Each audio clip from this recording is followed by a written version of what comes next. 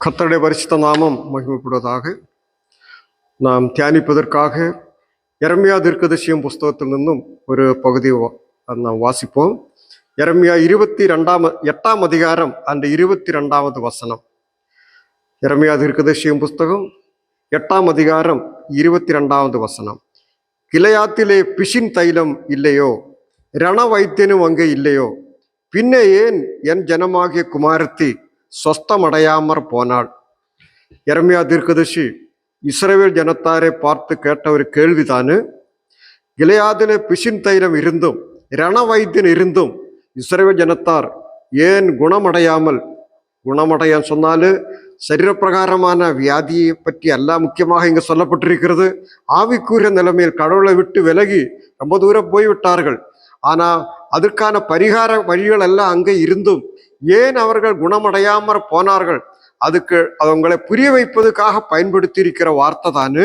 கிளையாத்திலே பிசின் தைலம் அங்கே இருக்கிற ரண வைத்தியனும். கிளையாத் நாட்டில் நிறைய மூலிகை செடிகள் எல்லாம் காணப்பட்டதுனால அங்கு விசேஷமான அந்த பிசின் தைலம் அவங்க ஆயத்தப்படுத்தி இருந்தார்கள். அது மக்களுடைய வியாதிக்கு அது நல்ல ஒரு மருந்தாக செயல்பட்டது. எரேமியா தீர்க்கதரிசியின் புஸ்தகம் 46ஆம் அதிகாரம் 11ஆம் வசனத்திலும் நாம் இப்படி வாசிக்கிறோம். எரேமியா 46:11. எகிப்தின் குமாரத்தியாகிய கன்னிகையே, நீ கிளையாத்துக்கு போய் பிசின் தைலம் வாங்கு. ஆனால் அந்த அளவுக்கு அந்த தைலம் அங்கே ரொம்ப ஃபேமஸ் ஆகியிருந்தது. எந்த வியாதி வந்தாலும் கிளையாதிலே பிசின் தைலம் அதுக்கு பரிகாரமாய் அந்நாட்களில் காணப்பட்டது. ரண வைத்தியனும் அங்கே காணப்பட்டது. ஆனால் அந்த ஊர் மக்கள் இதெல்லாம் இருந்தும் குணமடையாமற் போனது போல ஆவிக்குரிய வாழ்க்கையிலும் அவங்களுக்கு சொல்லிக் கொடுக்கிறதுக்கு தீர்க்கதரிசிகள் மற்றும் போதகர்கள் நிறைய பேர் இருந்தும் அவரோட வார்த்தைகளை கேட்காமல் அவங்க மறுபடியும் பாவம் செய்து கடவுளை விட்டு விலகி போனதனால் எரேமியா தீர்க்கதரிசி மூலமாக ஆவியானவர் இந்த கேள்வி கேட்கிறார். கிளையாத்தில் இவ்வளோ பெரிய பிசின் தைலம் எல்லாம் இருந்தும் ரண வைத்தியர்கள் எல்லாம் இருந்தும் ஏன் இந்த ஜனங்கள் பாவத்தில் ஈடுபட்டு மறுபடியுமாக கடவுளை விட்டு விலகி போறார்கள்? அவர்களுடைய பாவ சபாவத்தை பற்றி நமக்கு புரிய வேண்டுமானால் ஏசியாவில் ஒரு வசனம் இப்படி நாம் வாசிக்கிறோம். ஏசியா தீர்க்கதரிசியின் புஸ்தகம் 1ஆம் அதிகாரத்தின் 6ஆம் வசனத்தில் இப்படி அவங்களுடைய வியாதியுடன் ஒரு விளக்கம் கொடுக்கப்பட்டிருக்குது. உள்ளங்கால் தொடங்கி உச்சந்தல மட்டும் அதிலே சுகமே இல்லை. அது காயமும் வீக்கமும் நொதிக்கிற ரணமும் உள்ளது. அது பிதுக்கி பண்ணப்படாமலும் கட்டப்படாமலும் எண்ணெயினால் ஆற்றப்படாமலும் இருக்கிறது. உள்ளங்கால் தொடங்கி உச்சந்தல வர சுகமே இல்ல. பற்பல வியாதியாக இருக்கிறதா அங்க சொல்லப்பட்டிருக்கிறது. ஆனா பரிகாரமாக கிளையாதில் பிசின் தைலம் இருந்தது. ஆனா இந்த மக்கள் அதை வாங்கி பயன்படுத்தவில்லை. இதனுடைய ஆவிக்குரிய விளக்கத்திலேக்கு நாம் போவோம். இந்த கிளையாதிலே பிசின் தைலமும் அங்கே இருக்கிற ரண வைத்தியம் எல்லாம் ஆண்டவராக இயேசு கிறிஸ்து மூலமாக கிடைக்கிற பாவ மன்னிப்புக்கும் அவர் சிந்தின ரத்தத்திற்கும் சுவிசேஷத்துக்கும் அடையாளமாய் காணப்படுகிறது. ஆண்டவராக இயேசு கிறிஸ்து மக்களுடைய பாவம் பரிகரிப்பதற்காக பரலோகம் விட்டு இந்த பூமிக்கு வந்து சிலுவையில பாடுபட்டு ரத்தமெல்லாம் ஊற்றி கொடுத்து ஒரு பரிகார வழி ஆயத்தப்படுத்தி இருக்கிறார். புதிய ஏற்பாட்டில் நாம் வாசிக்கிறோம், இயேசு கிறிஸ்துவின் ரத்தம் சகல பாவங்களையும் நீக்கி நம்மை சுத்தப்படுத்தும். அந்த ரத்தத்தாலே கழுக முடியாத பாவ கரைகள் இல்லை. அந்த ரத்தத்தால மன்னிப்பை பெற முடியாததான பாவங்கள் இல்லை. ஆண்டவராக இயேசு கிறிஸ்து வருந்தி அழைக்கிறார். பாருங்க, நாம் பேசி முடிப்போம். உங்க பாவம் ரத்தாம்பர சிவப்பானாலும் பஞ்சை போல வெண்மையாயிடும், சிவரோண்டு இருந்தாலும் குறைந்த மழையை போல அது பரிசுத்தமாயிடும். வாருங்க, நாம் பேசி முடிப்போம். என்னிடத்துல அறிக்கையிட்டால், நாம் யோவான் 1:9 வாசிக்கிறோம், நம்ம பாவங்களை அறிக்கையிட்டா எல்லா பாவங்களையும் மன்னிப்பதற்கு அவர் உண்மையும் நீதியும் உள்ளவராயிருக்கிறார். இப்படியெல்லாம் இருந்தும் கிளையாதில் பிசின் தைலம் இருந்தும் அந்த ஊர் மக்களுக்கு விடுதலை இல்லாமல் வியாதி மாறாம இருந்த நிலைமையில் ஆண்டவராக இயேசு கிறிஸ்து சிலுவை ரத்தம் சிந்தி மரித்து அடக்கம் பண்ணப்பட்டு உயர்த்தெழுந்து பெரிதான ரட்சிப்பை ஆயத்தப்படுத்தியும் இன்றும் திரளான மக்கள் அந்த உண்மை ஏற்றுக்கொள்ளாமல் இன்றும் பாவத்தோடு இந்த ஏசியாவில் வாஸ்தவனமாக உள்ளங்கால் இருந்து உச்சந்தல வர வியாதியாயிருக்கிறது போல பாவம் நிறைந்தவர்களாக, விடுதலை அற்றவர்களாக, நரகத்தை நோக்கி ஓடுகிறவர்களாக மக்கள் காணப்படுகிறாங்க. ஆனா ஆண்டவர் நம்மை அழைக்கிறார். கிளையாதில் பிசின் தைலம் இருந்தது போல இயேசு கிறிஸ்து நமக்கு ஒரு வழி ஆயத்தப்படுத்தி இருக்கிறார். அவரிடத்தில் வருமானால் விடுதலை பெற முடியும். ஆண்டவராக இயேசு கிறிஸ்துவும் ஜனங்களை அழைத்தார். வருத்தப்பட்டு பாரம் சுமக்கிறவர்களே, நீங்கள் எல்லாரும் என்னிடத்தில் வாருங்க. ஒரு விதமான பிரிவினைகளோ வித்தியாசமோ வேற்றுமையோ இல்ல, அத்தனை பேரை ஒன்றாய் அழைக்கிறார். வருத்தப்பட்டு பாவபாரத்தினால கஷ்டத்தோடு இருக்கிறவங்களே எல்லாரும் என்னிடத்தில் வாருங்க, நானே வழியும் சத்தியும் ஜீவனும் ஆயிருக்கிறேன். என்னாலே அல்லாமல் பரலோகம் போவதற்கு, பிதாவினிடத்தில் போவதற்கு இன்னொரு வழி இல்ல. வானத்தின் கீழே மனிதருக்குள்ள இயேசு கிறிஸ்து நாமம் அல்லாமல் வேறொரு நாமமும் நான் ரட்சிக்கப்படுவதற்காக கட்டளையிடப்படவில்லை. அந்த நாமம் உன்னதமான நாமம், ஒப்பற்ற நாமம். ஆண்டவராக இயேசு கிறிஸ்து மனிதனாக உலகத்தை வந்து சிலுவையில் பாடுபட்டு பெரிய ரட்சிப்பை ஆயத்தப்படுத்தி இருக்கிறார். இளையாதில மூலிகை செடி எல்லாம் எடுத்து அதனுடையதான அது பல நிலைமையில தயார் பண்ணி பிசுந்தையில ஆயத்தப்படுத்தி மக்களை குணப்படுத்துவதற்காக அது மருந்தாக பயன்படுத்தினது போல பரலோகத்திலிருந்து தேவன் மனிதனாக உலகத்தை வந்து சிலுவையில் நிறைய பாடுபட்டு மக்களால் புறக்கணிக்கப்பட்டு நிந்தி அவமானம் பரிகாசங்கள் எல்லாம் ஏற்று சிலுவையில் பாடுபட்டு மரித்து அடக்கம் பண்ணப்பட்டு உயர்த்தெழுந்து ஆயத்தப்படுத்தின அந்த ரட்சிப்பு அத்தனை பாவிகளுக்கும் அது பரிகார வழியாய் காணப்படுகிறது. அந்த இயேசு கிறிஸ்துவின் இரத்தத்தினால பரிகரிக்கப்பட முடியாத பாவங்கள் ஒன்றுமே இல்லை. ஆனா அதுக்கு ஒரு குறிப்பிட்ட டைம் இருக்குது.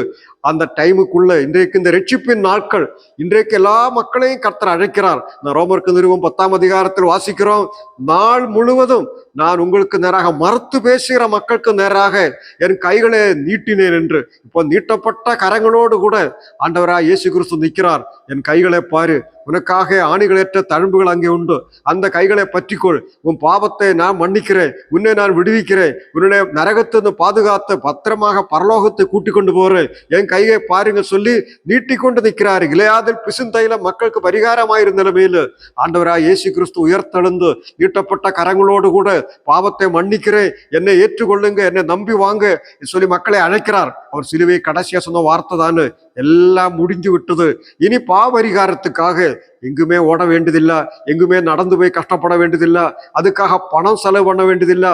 எல்லாவற்றையும் அவராகவே ஆயத்தப்படுத்தி ஜன வைத்தியனும் பிசுந்தைலவும் பரிகாரமும் வழி எல்லாம் அத்தனை அவராயிருக்கிறார்.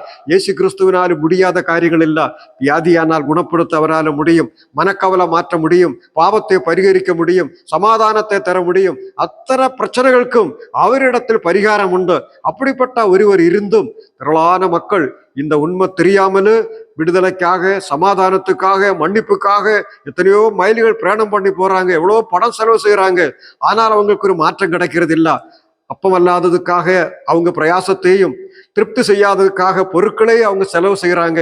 ஏசியாவில் அதை வாசிக்கிறோம், நீங்க வந்து இலவசமாக பாலும் திராட்சரசம் பெற்றுக்கொள்ளுங்க, உங்க ஆத்மாவுக்கு திருப்தி கிடைக்கும் சொல்லி அங்க நாம் வாசிக்கிற வண்ணமாக ஆண்டவராக இயேசு கிறிஸ்து இந்த மன்னிப்பை சமாதானத்தை ஆயத்தப்படுத்தி அத்தனை பேரையும் பாசத்தோடு அழைக்கிறார். ஒரு விதமான வேற்றுமை இல்லை.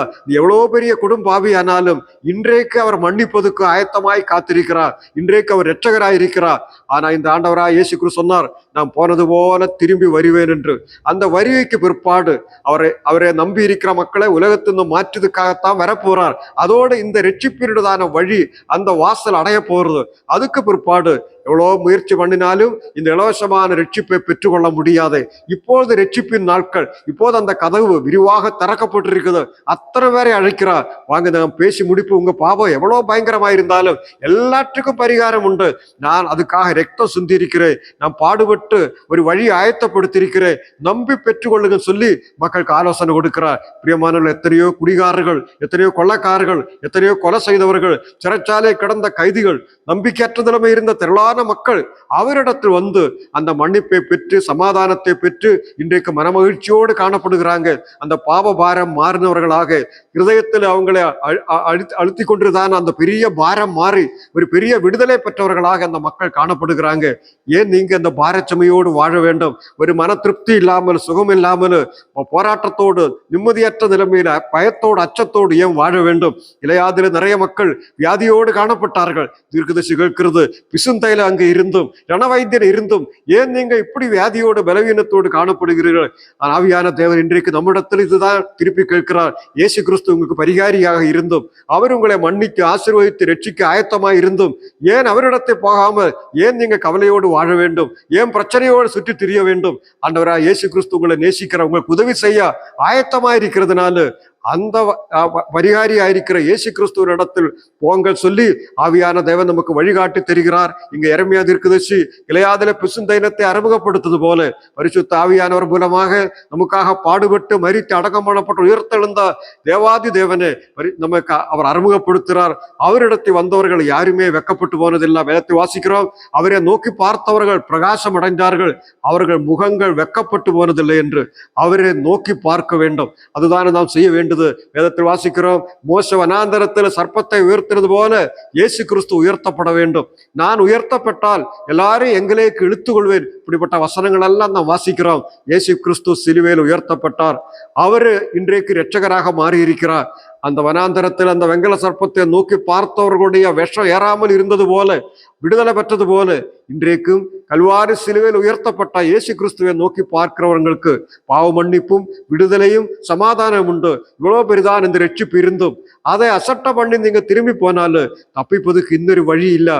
மரணத்துக்கு அப்பால் வேற யாருக்கும் நம்ம ரட்சிக்க முடியாது, நமக்கு உதவி செய்ய முடியாது.